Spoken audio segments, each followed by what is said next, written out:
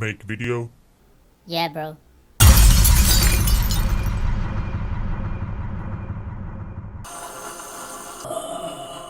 We're out of honey and sugar tea tastes weird.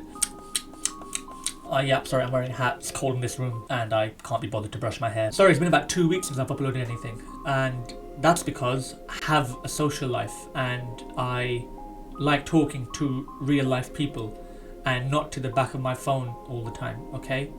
I have a life. I swear I'm lying. I'm writing a book. I maybe mentioned in the past that I was getting into like novel writing and it just hit a brick wall. I found that it only went as far as my creativity allowed me, and sometimes I just kept hitting dead ends. But I'm writing a more non-fiction book this time, and it's based a lot on the ideals that I've picked up in this last year, which have helped me shape the kind of person that I want to be and the kind of person that's helped me be a little bit more satisfied with who I am. It's why I'm able to make decisions or stand up for myself, unlike in the past where I couldn't do that. So it's important that I fully refine it if it's gonna help me for the rest of my life, and I think writing the book is a good step for me. It just helps, to get it out on paper. But there's an aspect that overlaps all the sections in that book that I kind of want to talk about today, so it's going to be in summation. Change.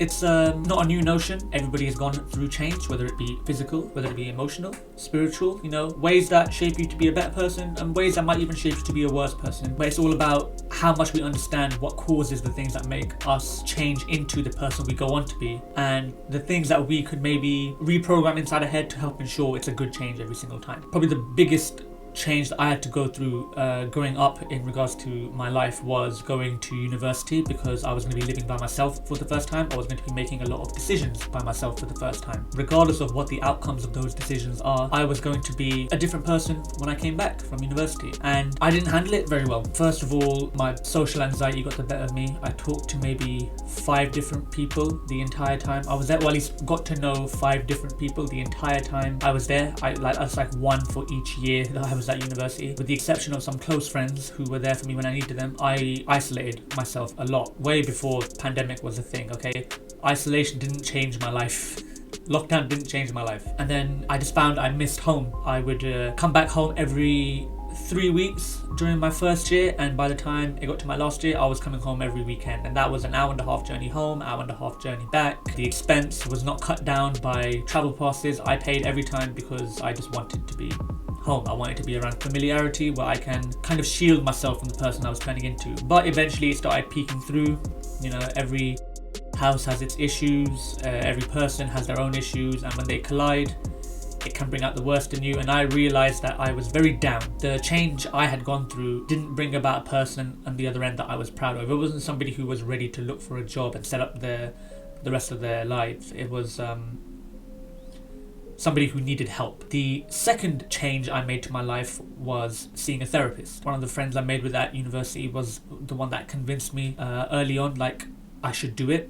I never really put much thought into it, and then I reflected on it earlier this year and I said, okay, I'm going to do it. And it wasn't that long. 10 sessions, 10 1-hour sessions over 10 weeks, and my therapist was really good. The change that took place during those 10 weeks was infinitely more appealing than the change I'd gone through over 5 years at university. I remember her even saying that, I was like all hunched over and stuff when I was in my first session, and then by the end, back straight and everything, I seemed to just look a different person. She would tell me, you should try this, you should try this. I tried stuff, I saw what worked, but there was stuff that I was able to interpret from the sessions that helped me. And the thing that helped me a lot this year is the idea that change only affects you in a negative way if you put an extremely high value on the things that you are afraid of changing. Growing up, I put too high a value on how much the best education was for me. It had to be something I had regardless of anything else. And then when I found that I went to university and I didn't achieve the heights I wanted to, it brought me down. I was so set on a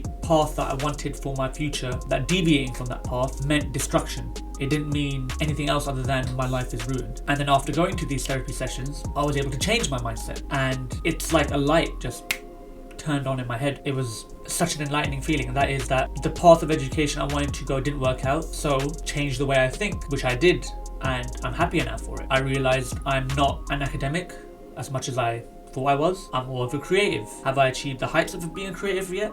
No. Could I still make those heights one day? Who knows? Changing that mindset was an opportunity for me to rediscover myself, okay? I had convinced myself I was who I was and that anything else wasn't going to work. But I changed the way I think and I found someone new.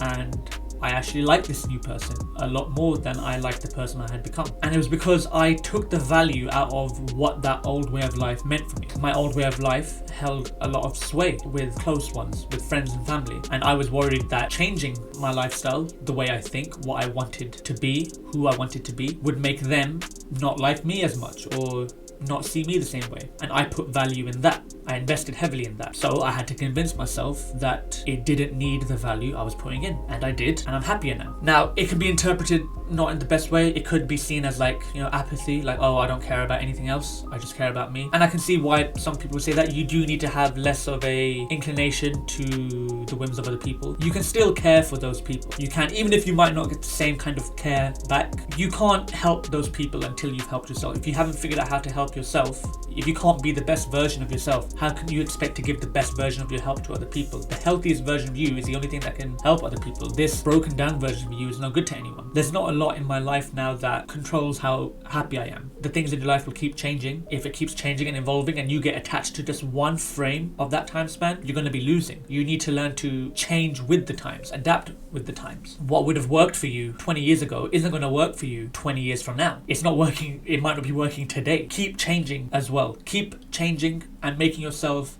the best version of yourself that you can possibly be in the day and age. What I've learned is, this is me personally, this is not going to be for everyone. I've taken it to the absolute extremes. I want to see how far I can push it. I try not to put too much emotional value, like emotional stake, into things like money, work, my possessions, like my house, even my friends and family, because if they are always changing, they're not going to respond to you in the same way that we responded to you 10 years ago. I have 3 brothers and none of them are the person they were 10 years ago. You would think they were different people. Honestly, they are so different. And the relationship I had with them 10 years ago, that doesn't stand today. I can't make the same kind of jokes. I can't speak the same kind of way with them today because they're different people. They've changed. Whether it's for the better or worse, none of us are to say. But what makes them still my family is the fact that I've changed with time as well, and I can still be around them and still be content. The change that I've gone through and my loved ones have gone through was a blessed opportunity for me to be the best version of myself and see the best in them. I really love my family. I really love my friends. I'm always going to put stock in these small things that I'll say, okay, for these small things, I will learn to adapt. I will learn to be better. But I draw the line at putting value into these worldly matters that one day aren't going to matter. Instead, I'm going to try and be the best version of myself that I can possibly be. And I'm not going to take shit from anybody who tries to make me be somebody else. I had so many opportunities to be the best version of myself growing up. And because I was scared of change, I refused to take them. Yeah, we're done with that. Yeah, just a little insight there. Just trying to get the YouTube thing back rolling again. I've been on for a while, so don't want to stop it from rolling. Smack up the like button, smack down the subscribe button, and roll credits.